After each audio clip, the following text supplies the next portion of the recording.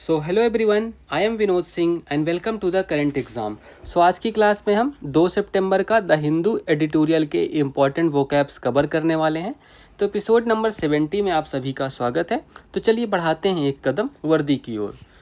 So last class का पहले हम रिवीजन करते हैं। तो लास्ट क्लास में हमने क्या किया था, इंडिक्ट। इंडिक्ट मतलब क्या होता है सर, तो अभियोग लगाना हो गया, अपराध का औपचारिक आरोप लगाना, ठीक है, मतलब किसी पर कोर्ट द्वारा कोई आरोप लगाना।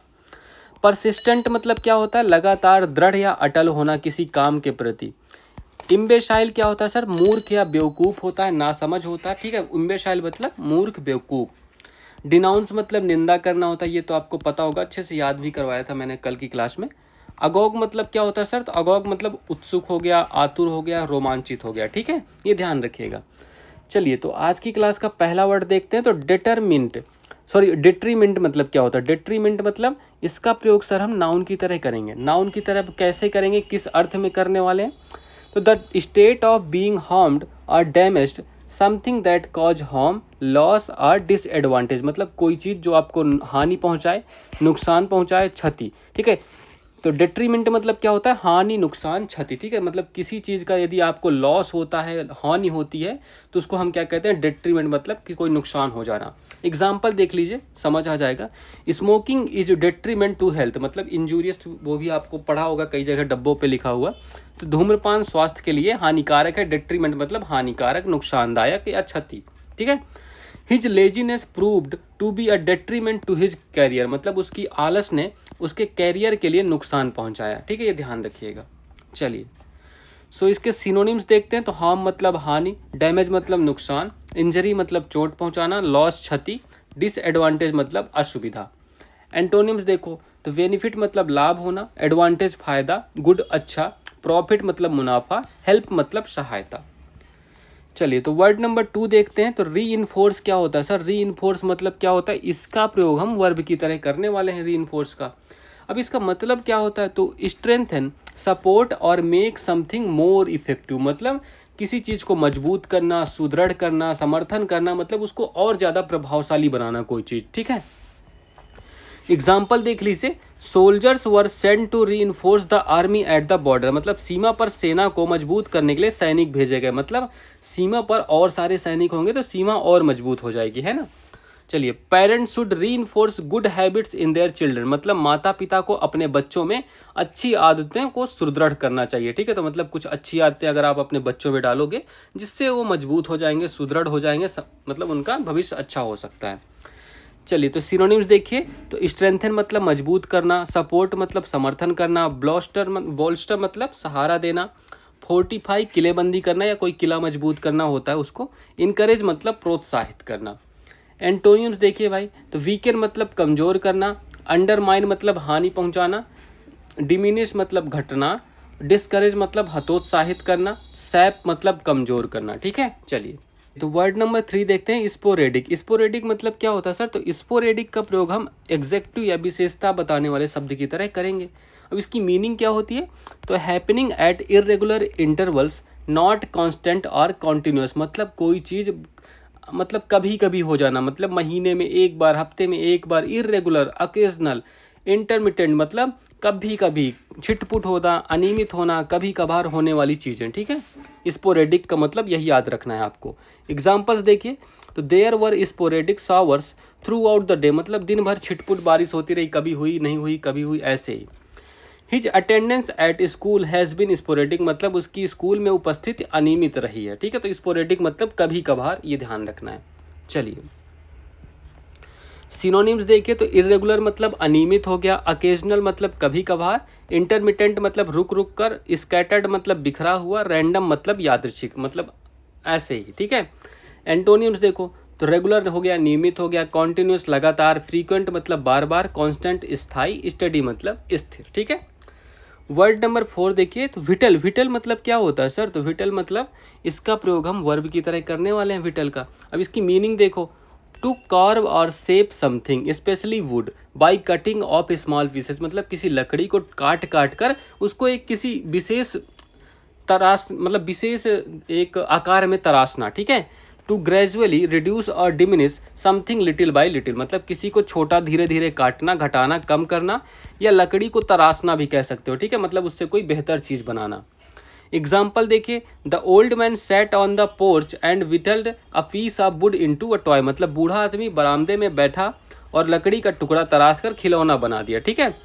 The company is trying to whittle down its expenses, मतलब कंपनी अपने खर्चे धीरे धीरे घटाने की कोशिश कर रही है, मतलब किसी चीज़ को कम करना धीरे धीरे, मतलब ऐसे, मतलब देखो इस लकड़ी से भी तो लकड़ी निकल रही है ना, लकड़ी भी तो कम ही हो रही है, तराश कर उसको कुछ हम बेहतर चीज़ बना रहे हैं, ठीक है, ये बस ध्यान रखना है।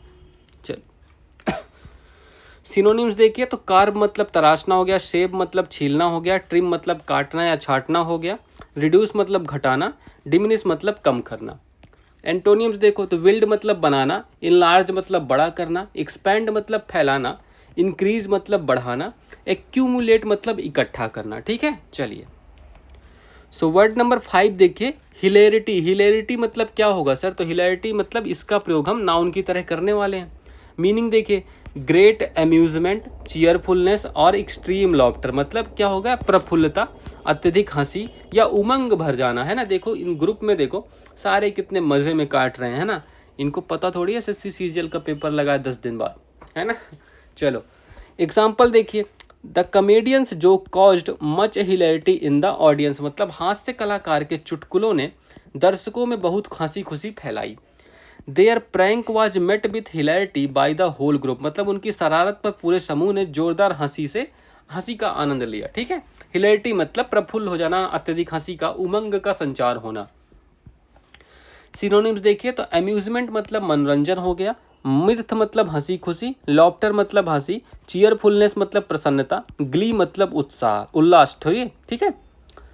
एंटोनिम्स देखिए, तो सैडनेस मतलब दुख हो गया, ग्लूम मतलब उदासी, सौरो मतलब शोक, मिजरी मतलब पीड़ा, सीरियसनेस मतलब गंभीरता। चलिए, सो आज की क्लास के आइडियम्स एंड फ्रेजेस कवर करते हैं।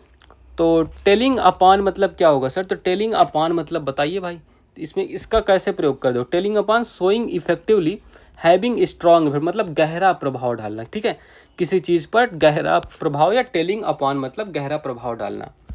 किथ एंड किन, किथ एंड किन का मतलब रिलेटिव्स होगा, मतलब रिश्तेदार होते हैं। किथ एंड किन मतलब आपके जो रिश्तेदार होते हैं उनको हम किथ एंड किन भी कह सकते हैं।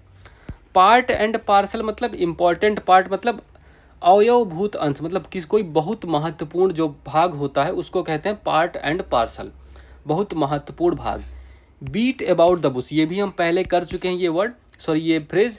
इसका क्या होता है? घुमा फिरा कर बातें करना, मतलब मान लो ये झाड़ी है, इसको काटना है, but beat around the bus, मतलब यहाँ पर कुल्हाड़ी मार रहे हो आप, मतलब जो मुद्दा है उस पर तुम आ ही नहीं रहे हो, बस इधर उधर घूम रहे हो चारों तरफ, तो घुमा फिरा कर बातें करना, beat about the bush. Carry out क्या होता है सर? तो कैरी आउट मतलब कंप्लीट समथिंग, किसी चीज़ को समाप्त करना, मतलब कैरी आउट। टेक फैंसी मतलब टू अट्रैक्ट और प्लीज समबडी, किसी को आकर्षित करना, टेक फैंसी मतलब आकर्षित करना, ठीक है, ये ध्यान रखना। चलिए, तो फिक्स्ड प्रीपोजिशन करते हैं, आज की क्लास का महत्वपूर्ण टॉपिक है ये। तो ओबेडिएंट क्या होता है? अरे क्या प्रिंट करते हो? ओबेडिएंट का मतलब क्या होता है सर? आज्ञाकारी, ठीक है, तो मतलब किसी की आज्ञा मानना, आज्ञाकारी। तो ओबेडिएंट के बाद हमेशा टू का प्रयोग करेंगे, तो she is obedient to her parents. चलिए, तो ऑब्जेक्ट मतलब क्या होता है? के विरुद्ध होना, ठीक है। ये क्या कर रहे थे यार आज, ये कहते नहीं कैसे टाइप किया इन लोगों ने। तो ऑब्जेक्ट मतलब सो के टाइप करते हो क्या तुम लोग यार?